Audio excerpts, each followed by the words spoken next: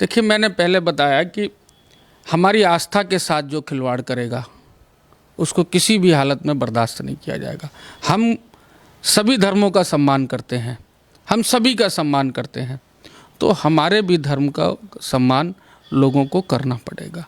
यहाँ उत्तर प्रदेश में कानून का राज है, ये देश संविधान से के हिसाब से चलता है, तो देश के संविधान के हिसाब से और कानून के हिसाब से ये प्रदेश और देश चलेगा। कि अखिलेश जी, मेरी सलाह है कि या तो आपकी आईसाइट वीक है या आप देखना नहीं चाहते। अरे कब तक झूठ बोलेंगे? ये जनता है, जनार्दन है, ये सब जानती है। नमस्कार, स्वागत है आपका एडवांस इंडिया पर। मैं हूं नवीन चौहान। अब बारी 2024 की है, या यूं कहा जाए कि घड़ी की सुई अब टिक टिक कर रही है। 2022 तो उत्तर प्रदेश में योगी सरकार ने जीत लिया, योगी फिर से प्रचंड बहुमत के साथ आ गए।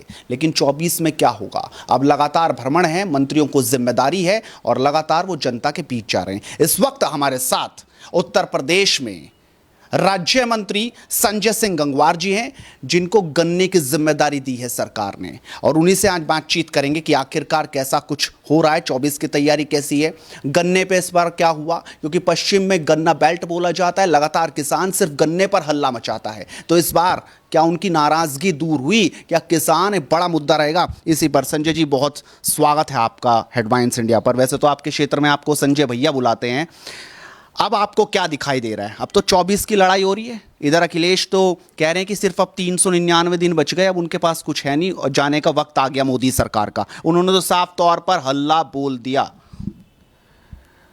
चौहान साहब, सबसे पहले तो मैं आपके चैनल का बहुत बहुत धन्यवाद करूंगा कि आप डबल इंजन की सरकार के जन कल्याणकारी काम और जनता को सीधा सीधा सही दिखाने का जो आप काम करते हैं, उसके लिए आपको, आपकी पूरी टीम को बधाई दूंगा। जहाँ तक रही अखिलेश यादव जी की बात, जो आपने कहा कि उन्होंने कहा कि 399 दिन बचे हैं। मुंगेरी लाल के हसीन सपने, आपने एक सीरियल देखा होगा, मुंगेरी लाल के हसीन सपने, वो 2014 में भी उन्होंने देखे थे, 2019 में भी देखे थे, 2022 में भी देखे थे, और आज भी वो देख रहे हैं। तो सोते हुए सपने लोग देखते हैं, ये पता नहीं कब सोते हैं, सोते हुए सपना देखते हैं या जागते हुए सपना देखते हैं। ये इनका सपना है, कभी पूरा नहीं होगा। उत्तर प्रदेश की देवतुल्य जनता डबल इंजन की सरकार के विकास के, जन कल्याणकारी योजनाओं को धरातल तक हमारे संगठन के लोगों ने, हमारे माननीय विधायक लोगों ने, हम सब मंत्रिपरिषद की पूरी टीम ने, उत्तर प्रदेश के लोकप्रिय यशस्वी परम पूज्य मुख्यमंत्री योगी आदित्यनाथ जी के दिशा निर्देश में उनको जन जन तक पहुंचाने का काम किया है। और भारतीय जनता पार्टी का कार्यकर्ता हमेशा चुनाव के लिए तैयार रहता है, और चुनाव के लिए क्या, हम लोग तो पूरे 365 दिन क्षेत्र में कार्यकर्ता बन के ही जनता के बीच उनकी सेवा करने का काम करते हैं।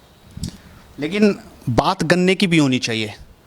खासकर पश्चिम उत्तर प्रदेश में लगातार जो है एकजुट विपक्ष दिखाई दे रहा है, और उनका एक ही इस वक्त सवाल है कि गन्ने का पेमेंट कब, गन्ने का पेमेंट लेट क्यों, आखिरकार जनता किसानों की सुन क्यों नहीं रहे। और अब हमने देखा कि किस तरीके से जो उपचुनाव हुआ था खतौली, उसमें भी कहीं ना कहीं बीजेपी को करारी शिकस्त से झेलनी पड़ी। आप क्या कहेंगे, गन्ना मंत्री होने के नाते क्या किसानों की ये नाराजगी दूर हो पाएगी, या सिर्फ ये चुनावी मुद्दे रहेंगे और चुनाव में इनको कोई ना कोई लॉलीपॉप दिया जाएगा और उसके बाद भूल जाएंगे? उत्तर प्रदेश के हमारे अन्नदाता गन्ना किसानों के लिए जो उत्तर प्रदेश की योगी सरकार ने काम किया है, वो अब से पहले किसी सरकार ने नहीं किया। हमसे पूर्व की जो सरकारें रहीं, उन्होंने चीनी मिलों को बंद करने का काम, चीनी मिलों को बेचने का काम किया। हमारे यशस्वी मुख्यमंत्री परम पूज्य योगी आदित्यनाथ जी ने बंद चीनी मिलों को चलाने का काम किया।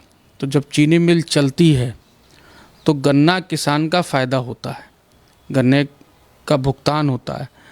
उत्तर प्रदेश के अंदर हमने रिकॉर्ड गन्ने का भुगतान किया और इस समय जो पिराई सत्र है उसका भी हमने लगभग 93% के लगभग गन्ना किसानों को भुगतान दिया है। हाँ, कुछ ग्रुप हैं कि जिनका पेमेंट ख़राब है, जिनकी समस्या है, तो अभी तो हमको साल भर पूरा नहीं हुआ है, अभी हमारे पास समय है और समय रहते उनसे भी बातचीत लगातार हो रही है और जो कानूनी कार्रवाई है वो कानूनी कार्रवाई उनको हमने नोटिस देने का काम भी किया है और उसको भी हम अपने साल 1.5 साल तक, जब तक हमारा पूरा होगा ये साल, मुझे लगता है तब तक गन्ने का पेमेंट पूरा अपडेट होगा।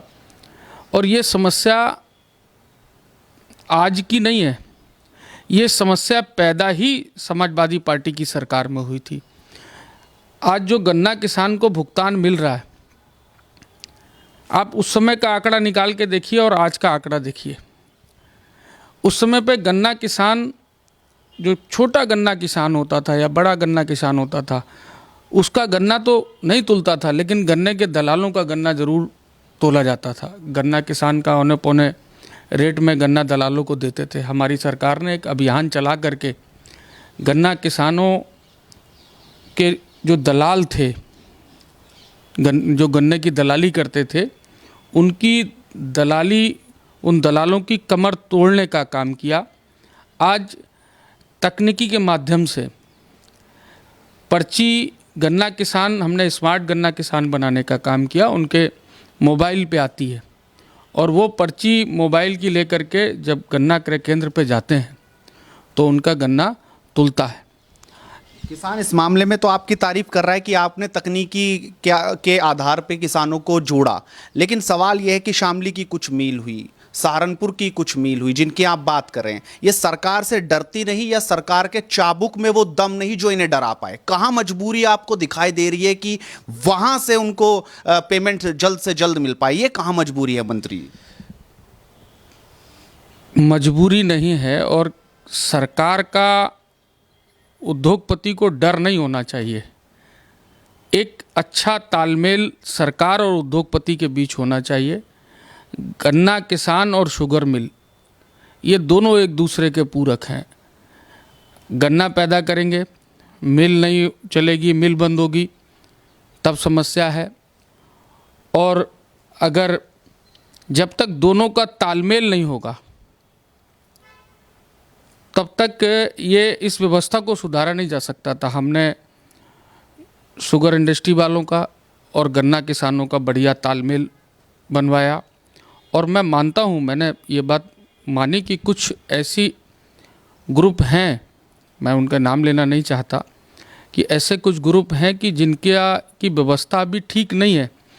हमारा पूरा प्रयास है, माननीय मुख्यमंत्री जी भी सीधे सीधे उन ग्रुप से के टच में है। हमारा गन्ना विभाग पूरा, हमारे एसीएस, हमारे सारे अधिकारी, डीसीओ, सब लोग, उन लोगों के हम लोग मिल करके एक टीम वर्क के रूप में काम करते हैं और उन लोगों के संपर्क में हैं। कुछ समस्याएं ज़रूर हैं, उनको भी अतिशीघ्र निस्तारण उनका कर लिया जाएगा।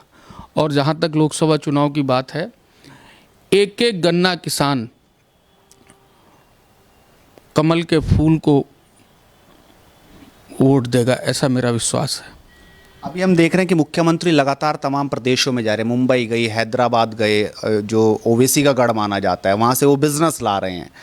लेकिन जो आपका विपक्षी है वो लगातार आप पर हमलावर है। खुद अखिलेश यादव हो या दूसरे राजनीतिक दल हो, वो सिर्फ कह रहे कि हवा हवाई बातें हैं, आम जनता को कुछ मिलने वाला नहीं है, सिर्फ झूठे वादे जो बीजेपी सरकार ने 2014 में किए थे और अब तक वो चलते आ रहे हैं। सिर्फ जनता सब देख रही है। इस बार जनता बहुत ज़्यादा होशियार और समझदार हो गई। एक व्यक्ति जो सुबह से शाम तक झूठ बोलता हो,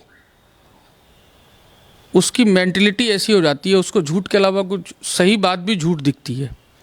आप हमारा 2017 से 22 वाले कार्यकाल में जो इन्वेस्टर समिट हुआ था, आप मेरे जनपद में जाइए, मैं अपने जनपद की ही बात कर लूँ तो वहाँ एशिया का सबसे बड़ा ईस्ट का प्लांट मेरे जनपद में लग रहा है, AB मौर्य ग्रुप लगा रहा है।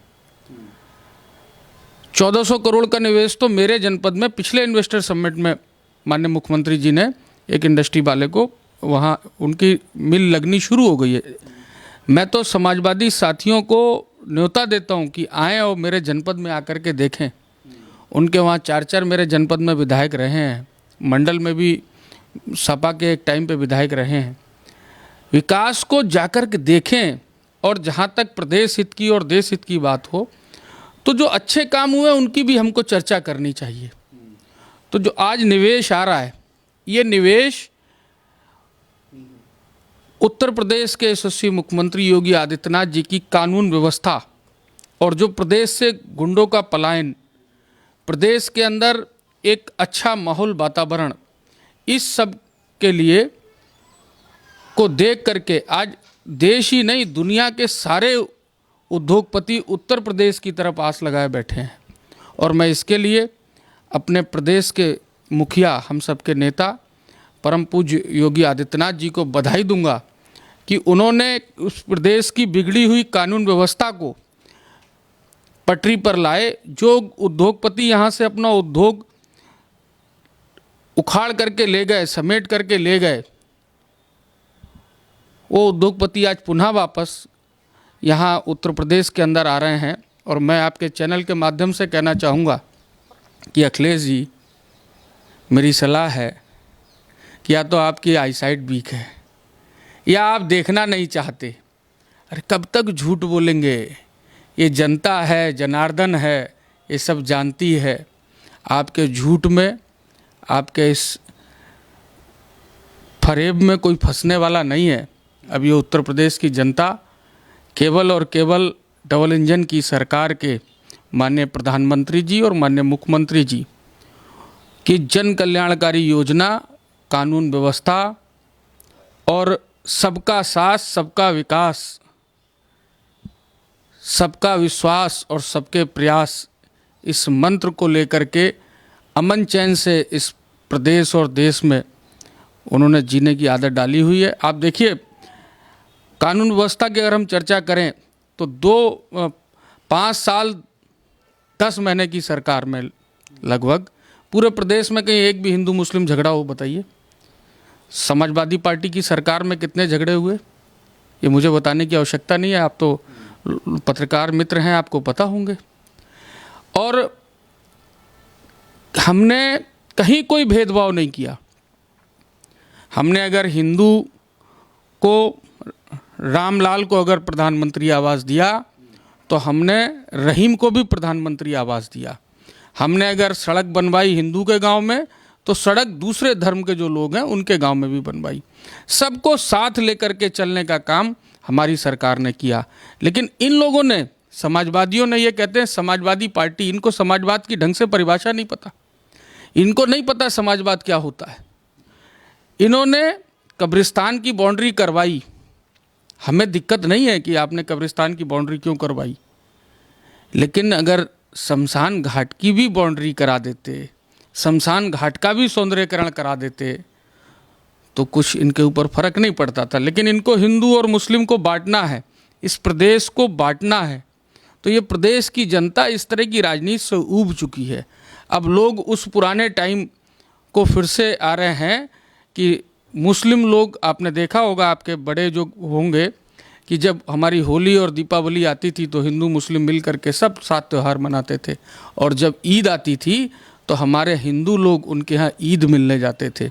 अब ये भाईचारे का उत्तर प्रदेश है। इस उत्तर प्रदेश में कहीं पे भी अखिलेश यादव का ये धर्म का जहर, ये जातियों में बांटना, ये सब नहीं चलने वाला है। उत्तर प्रदेश केवल और केवल मोदी जी और योगी जी के मॉडल को पसंद करता है। और इस बार हम लोग 80 की 80 लोकसभा सीटें उत्तर प्रदेश के अंदर जीतने जा रहे हैं। आपने कहा कि हिंदू मुसलमान का झगड़ा नहीं है, लेकिन एक झगड़ा जो कई दिन से दिखाई दे रहा है। आप पीलीभीत से हैं, लिहाजा सांसद वरुण गांधी भी रहे और लगातार आपके क्षेत्र में वो दिखाई पड़ते, लेकिन झगड़ा क्या उनसे कुछ चल रहा है कि वो लगातार बीजेपी पर वार पलटवार कर रहे हैं? आप ही की पार्टी में होकर आप ही के खिलाफ क्या हो रहा है ये सब? उनके विषय में मैं कोई कमेंट करना नहीं चाहता, क्योंकि हम पार्टी के एक अनुशासित कार्यकर्ता हैं। हमारी पार्टी की अपनी एक व्यवस्था है और मुझसे जो बड़े नेता हैं, मेरी पार्टी के राष्ट्रीय अध्यक्ष हैं, मेरी पार्टी के प्रदेश अध्यक्ष हैं, संगठन मंत्री हैं, सब मेरे जो बड़े अधिकारी लोग हैं, वो निश्चित रूप से उनके इस बयान को वो भी पढ़ रहे होंगे, तो मैं इस बारे में कोई टिप्पणी करना नहीं चाहता। आखिरी सवाल मंत्री जी, लगातार अभी फिल्म सिटी की बात चल रही है। योगी जी अभी मुंबई भी गए थे और वहाँ तमाम जो एक्टर डायरेक्टर हैं वो मिले। अभी एक पिक्चर आ रही है, आप भी पिक्चर देखते हैं कि नहीं? अभी एक पिक्चर आ रही है पठान, आप देखने जाएंगे कि नहीं? मैंने जब कभी मैं पढ़ता था उस समय में मैंने एक दो पिक्चरें देखी, लेकिन अब समय नहीं रहता इतना कि कोई मैं पिक्चर हॉल में बैठ कर के पिक्चर देखने जाऊं। और जब मैं पिक्चर देखता नहीं और मुझे शौक़ भी नहीं है कोई पिक्चर देखने का, तो मैं इस विषय पे कोई बात नहीं करना चाहता। उसमें एक गाना बेशर्म रंग की बात हो रही है, उसमें भगवे का अपमान लगातार हो रहा है, इस पिक्चर का बायकॉट चल रहा है लगातार। आप किस तरीके से देखते हैं? खुद मुख्यमंत्री के सामने सुनील शेट्टी ने ये सवाल पूछा कि सर ये बायकॉट कुछ बंद हो पाएगा क्या? आप किस तरीके से देखते हैं? देखिए, मैंने पहले बताया कि हमारी आस्था के साथ जो खिलवाड़ करेगा उसको किसी भी हालत में बर्दाश्त नहीं किया जाएगा। हम सभी धर्मों का सम्मान करते हैं, हम सभी का सम्मान करते हैं, तो हमारे भी धर्म का सम्मान लोगों को करना पड़ेगा। यहाँ उत्तर प्रदेश में कानून का राज है, ये देश संविधान से के हिसाब से चलता है, तो देश के संविधान के हिसाब से और कानून के हिसाब से ये प्रदेश और देश चलेगा। और हमारी आस्था के साथ, हालांकि मैंने ना वो पिक्चर देखी, ना मैंने वो गाना देखा, ना मैंने वो गाना सुना, लेकिन जैसा आप बता रहे हैं, और मैं इस पिक्चर के बारे में ही नहीं कह रहा हूँ, आस्था के साथ खिलवाड़ या आस्था का कोई गलत वो करेगा तो वो किसी भी हालत में बर्दाश्त योग्य नहीं है। बहुत धन्यवाद। तो संजय सिंह गंगवार जो उत्तर प्रदेश में राज्य मंत्री हैं, बड़ी बेबाकी से बोले और उन्होंने हर मुद्दे पर, हर सवाल में अपनी राय रखी। आप भी लगातार हेडलाइंस इंडिया के साथ जुड़े रहिए, क्योंकि लगातार इसी तरीके से मुद्दे की बात होती रहेगी। नमस्कार।